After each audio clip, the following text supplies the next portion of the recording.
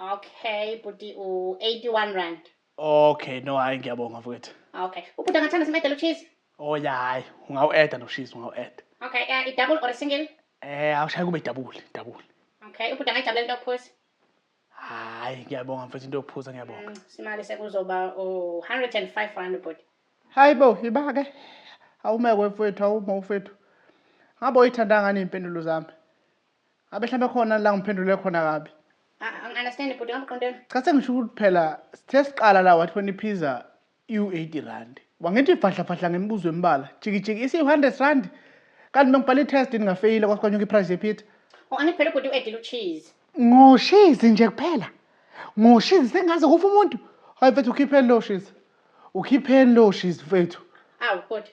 Hayi please ukhipheni kanti nufaka ndlelani nalo shizi.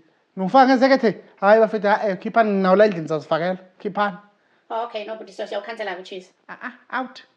Okay, so imali sizobuyela ke kubo 81 rand. Okay, no ngiyabonga. Okay, siyabonga bhuti. Hayibo. Kanti onjani ushizi lo? Ophuma obisini lenkomo zase private school? Hayibo.